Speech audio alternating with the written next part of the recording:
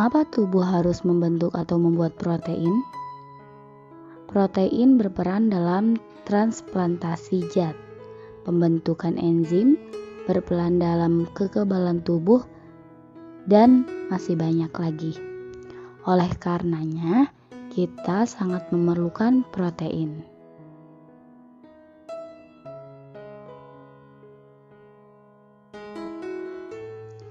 Proses pembuatan protein terdapat dua, yaitu transkripsi dan translasi. Transkripsi adalah proses pembuatan mRNA atau messenger RNA dari DNA. Sedangkan translasi adalah proses penerjemahan mRNA menjadi protein atau polipeptida. Singkatnya, sintesis protein itu adalah proses pembuatan DNA menjadi mRNA dan mRNA diterjemahkan menjadi protein. Sekarang kita bahas mengenai transkripsi. Sebelumnya, di sini untai DNA memiliki bagian promoter atau proses awal transkripsi, dan terminator adalah proses akhir dari transkripsi. Transkripsi terjadi di dalam nukleus. Terdapat 3 tahapan dari transkripsi, diantaranya adalah inisiasi, elongasi, dan terminasi.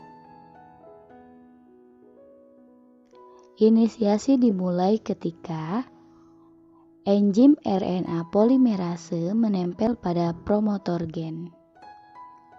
Kemudian RNA polimerase membuka untai DNA dan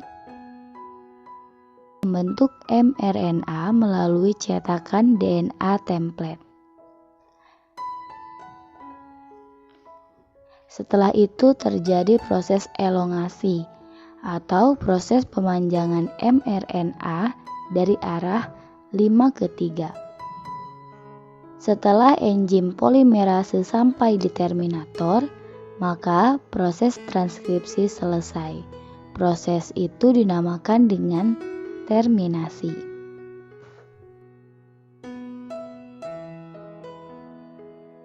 Selanjutnya, mRNA atau kodon akan meninggalkan nukleus melalui pori-pori nukleus menuju sitoplasma.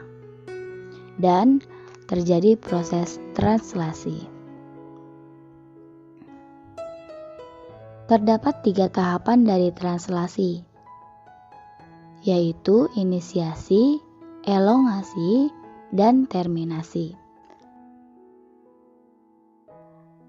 Pada proses inisiasi, mRNA ditempeli ribosom subunit kecil.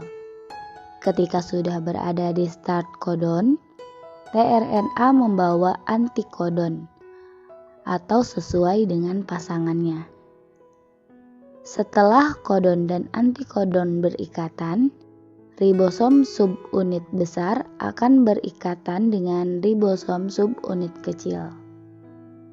Ribosom subunit besar memiliki 3 daerah, yaitu daerah A, P, dan E. Saat terjadi elongasi, asam amino atau antikodon yang lain akan dibawa pada rantai mRNA oleh RNA-T, lalu berikatan. Peptida akan terbentuk pada daerah P. Saat itu, ribosom akan bergeser sehingga tRNA akan berada di daerah E dan bersiap untuk keluar.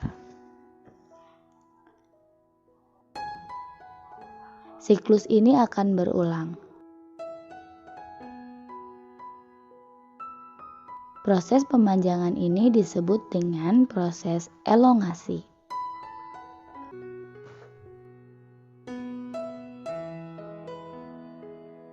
Selanjutnya, mRNA atau kodon akan meninggalkan nukleus melalui pori-pori nukleus menuju sitoplasma dan terjadi proses translasi. Terdapat 3 tahapan dari translasi, yaitu inisiasi, elongasi, dan terminasi. Pada proses inisiasi, mRNA ditempeli ribosom subunit kecil. Ketika sudah berada di start kodon, tRNA membawa antikodon atau sesuai dengan pasangannya. Setelah kodon dan antikodon berikatan, ribosom subunit besar akan berikatan dengan ribosom subunit kecil. Ribosom subunit besar memiliki 3 daerah, yaitu daerah A, P, dan E. Saat terjadi elongasi, asam amino atau antikodon yang lain akan dibawa pada rantai mRNA oleh RNA-T, lalu berikatan. Peptida akan terbentuk pada daerah P. Saat itu, ribosom akan bergeser sehingga tRNA akan berada di daerah E dan bersiap untuk keluar. Siklus ini akan berulang. Proses pemanjangan ini disebut dengan proses elongasi. Setelah sampai tahap terminasi, ribosom mencapai stop kodon. Rilis faktor akan mengisi daerah A dan polipeptida akan rilis atau keluar dari ribosom. Dan ribosom akan berpisah dan bersiap untuk proses translasi yang baru. Polipeptida inilah yang disebut dengan protein. Itulah proses sintesis protein.